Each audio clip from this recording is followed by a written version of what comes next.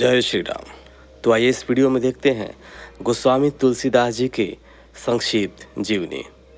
प्रयाग के पास बांदा जिले में राजापुर नामक एक ग्राम है। वहाँ आत्माराम दुबे नाम के एक प्रतिष्ठित सरयू पारीण ब्राह्मण रहते थे। उनके धर्मपत्नी का नाम हुलसी था। संवत 1554 के श्रावण शुक्ल सप्तमी के दिन अभुक्त मूल नक्षत्र में इन्हीं भाग्यवान दंपति के यहाँ 12 महीने तक गर्भ में रहने के पश्चात गोस्वामी तुलसीदास जी का जन्म हुआ। जन्मते समय बालक तुलसीदास रोए नहीं, किंतु उनके मुख से राम का शब्द निकला। उनके मुख में 32 दांत मौजूद थे। उनका डील डौल 5 वर्ष के बालक सा था। इस प्रकार के अद्भुत बालक को देखकर पिता अमंगल की शंका से भयभीत हो गए और उसके संबंध में कई प्रकार की कल्पनाएं करने लगे। माता हुलसी को यह देखकर बड़ी चिंता हुई। उन्होंने बालक के अनिष्ट की आशंका से 10वीं की रात को नवजात शिशु को अपनी दासी के साथ उसके ससुराल भेज दिया और दूसरे दिन स्वयं इस असार संसार से चल बसी। दासी ने, जिसका नाम चुनिया था, बड़े प्रेम से बालक का पालन पोषण किया। जब तुलसीदास लगभग 5.5 वर्ष के हुए, चुनिया का भी देहांत हो गया। अब तो बालक अनाथ हो गया। वह द्वार द्वार भटकने लगा। इस पर जगजननी पार्वती को उस होनहार बालक पर दया आई। वे ब्राह्मणी का वेश धारण कर प्रतिदिन उसके पास जाती और उससे अपने हाथों से भोजन कराती। इधर भगवान शंकर जी की प्रेरणा से राम शैल पर रहने वाले श्री अनंतानंद जी के प्रिय शिष्य श्री नरहरियानंद जी ने इस बालक को ढूंढ निकाला और उसका नाम रामबोला रखा। उसे वे अयोध्या ले गए और वहाँ संवत 1561 माघ शुक्ल पंचमी शुक्रवार को उसका यज्ञोपवीत संस्कार कराया। बिना सिखाए ही बालक रामबोला ने गायत्री मंत्र का उच्चारण किया, जिसे देखकर सब लोग चकित हो गए। इसके बाद नरहरि स्वामी ने वैष्णवों के 5 संस्कार करके रामबोला को राम मंत्र की दीक्षा दी और अयोध्या ही में रहकर उन्हें विद्याध्ययन कराने लगे। बालक रामबोला की बुद्धि बड़ी प्रखर थी। एक बार गुरु के मुख से जो सुन लेते, उन्हें वह कंठस्थ हो जाता था। वहाँ से कुछ दिन बाद गुरु शिष्य दोनों शकूर क्षेत्र सोरों पहुँचे। वहाँ श्री नरहरि जी ने तुलसीदास को रामचरित सुनाया। कुछ दिन बाद वे काशी चले गए। काशी में शेष सनातन जी के पास रहकर तुलसीदास जी ने 15 वर्ष तक वेद वेदांग का अध्ययन किया। इधर उनकी लोक वासना कुछ जागृत हो उठी और अपने विद्या गुरु से आज्ञा लेकर वे अपनी जन्मभूमि को लौट आए। वहाँ आकर उन्होंने देखा कि उनका परिवार सब नष्ट हो चुका है। उन्होंने विधि पूर्वक अपने पिता आदि का श्राद्ध किया और वहीं रहकर लोगों को भगवान राम की कथा सुनाने लगे। संवत 1583 ज्येष्ठ शुक्ल 13 गुरुवार को भारद्वाज गोत्र की एक सुंदरी कन्या के साथ उनका विवाह हुआ और वे सुखपूर्वक अपनी नवविवाहिता वधू के साथ रहने लगे। एक बार उनकी स्त्री भाई के साथ अपने मायके चली गई। पीछे पीछे तुलसीदास जी भी वहां जा पहुँचे। उनकी पत्नी इस पर उन्हें बहुत धिक्कारा और कहा कि मेरे इस हाड़ मांस के शरीर में जितनी तुम्हारी आसक्ति है, उससे आधी भी यदि भगवान में होती तो तुम्हारा बेड़ा पार हो गया होता। तुलसीदास जी को ये शब्द लग गए। वे एक क्षण भी नहीं रुके, तुरंत वहाँ से चले गए। वहाँ से चलकर तुलसीदास जी प्रयाग आए। वहाँ उन्होंने गृहस्थ वेश का परित्याग कर साधु वेश ग्रहण किया। फिर तीर्थाटन करते हुए काशी पहुँचे। मानसरोवर के पास उन्हें कागभूषणी जी के दर्शन हुए। काशी में तुलसीदास जी राम कथा कहने लगे।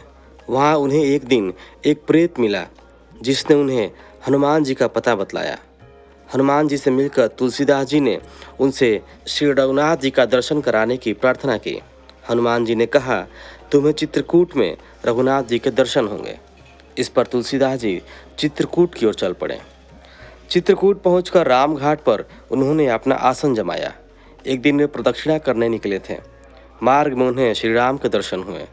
उन्होंने देखा कि 2 बड़े ही सुंदर राजकुमार घोड़ों पर सवार होकर धनुष बाण लिए जा रहे हैं। तुलसीदास जी उन्हें देखकर मुग्ध हो गए, परंतु उन्हें पहचान न सके। पीछे से हनुमान जी आकर उन्हें सारा भेद बताया तो वे बड़ा पश्चाताप करने लगे। हनुमान जी उन्हें सांत्वना दी और कहा, प्रातःकाल फिर दर्शन होंगे। संवत 1607 की मौनी अमावस्या बुधवार के दिन उनके सामने भगवान श्री राम पुनः प्रकट हुए। उन्होंने बालक रूप में तुलसीदास जी से कहा, बाबा हमें चंदन दो। हनुमान जी ने सोचा वे इस बार भी धोखा न खा जाएं, इसलिए उन्होंने तोते का रूप धारण करके यह दोहा कहा। चित्रकूट के घाट पर भई संतन की भीड़, तुलसीदास चंदन घिसे तिलक देत रघुबीर। तुलसीदास जी उस अद्भुत छवि को निहार कर शरीर की सुधि भूल गए। भगवान ने अपने हाथ चंदन लेकर अपने तथा तुलसीदास जी के मस्तक पर लगाया और अंतर्ध्यान हो गए। संवत 1628 में ये हनुमान जी की आज्ञा से अयोध्या की ओर चल पड़े। उन दिनों प्रयाग में माघ मेला था। वहाँ कुछ दिन वे ठहर गए। पर्व के 6 दिन बाद एक वट वृक्ष के नीचे उन्हें भारद्वाज और याज्ञवल्क्य मुनि के दर्शन हुए। वहाँ उस समय वही कथा हो रही थी जो उन्होंने सुकर क्षेत्र में अपने गुरु जी से सुनी थी। वहाँ से ये काशी चले आए और वहाँ प्रहलाद घाट पर एक ब्राह्मण के घर निवास किया। वहाँ उनके अंदर कवित्व शक्ति का स्फुरण हुआ और वे संस्कृत में पद्य रचना करने लगे। परंतु दिन में वे जितने पद्य रचते, रात्रियों में वे सब लुप्त हो जाते। यह घटना रोज घटती। 8वें दिन तुलसीदास जी को स्वप्न आया। भगवान शंकर ने उन्हें आदेश दिया कि तुम अपनी भाषा में काव्य रचना करो। तुलसीदास जी की नींद उचट गई। वे उठकर बैठ गए। उसी समय भगवान शिव और पार्वती उनके सामने प्रकट हुए। तुलसीदास जी ने उन्हें साष्टांग प्रणाम किया। शिव जी ने कहा, तुम अयोध्या में जाकर रहो और हिंदी में काव्य रचना करो। मेरे आशीर्वाद से तुम्हारी कविता सामवेद के समान फलवती होगी। इतना कहकर गौरीशंकर अंतर्धान हो गए। तुलसीदास जी उनकी आज्ञा शिरोधार्य कर काशी से अयोध्या चले आए। संवत 1631 का प्रारंभ हुआ। उस साल रामनवमी के दिन प्रायः वैसा ही योग था जैसा त्रेता युग में राम जन्म के दिन था। उस दिन प्रातःकाल श्री तुलसीदास जी ने श्री रामचरितमानस की रचना प्रारंभ की। 2 वर्ष 7 महीने 26 दिन में ग्रंथ की समाप्ति हुई। संवत 1633 के मार्गशीर्ष शुक्ल पक्ष में राम विवाह के दिन 7 कांड पूर्ण हो गए। इसके बाद भगवान की आज्ञा से तुलसीदास जी काशी चले गए। वहाँ उन्होंने भगवान विश्वनाथ और माता अन्नपूर्णा को श्री रामचरितमानस सुनाया। रात को पुस्तक श्री विश्वनाथ जी के मंदिर में रख दी गई। सवेरे जब पट खोला गया तो उस पर लिखा हुआ पाया गया, सत्यम शिवम सुंदरम, और नीचे भगवान शंकर की सही थी। उस समय उपस्थित लोगों ने सत्यम शिवम सुंदरम की आवाज़ भी कानों से सुनी। इधर पंडितों ने जब यह बात सुनी तो उनके मन में ईर्ष्या उत्पन्न हुई। वे दल बांधकर तुलसीदास जी की निंदा करने लगे और उस पुस्तक को भी नष्ट कर देने का प्रयत्न करने लगे। उन्होंने पुस्तक चुराने के लिए 2 चोर भेजे। चोरों ने जाकर देखा कि तुलसी जी की कुटी के आसपास 2 वीर धनुष बाण लिए पहरा दे रहे हैं। वे बड़े ही सुंदर, श्याम और गौर वर्ण के थे। उनके दर्शन से चोरों की बुद्धि शुद्ध हो गई। उन्होंने उसी समय से चोरी करना छोड़ दिया और भजन में लग गए। तुलसीदास जी ने अपने लिए भगवान को कष्ट हुआ जान कुटी का सारा सामान लुटा दिया। पुस्तक अपने मित्र टोडरमल के यहाँ रख दी। इसके बाद उन्होंने एक दूसरी प्रति लिखी।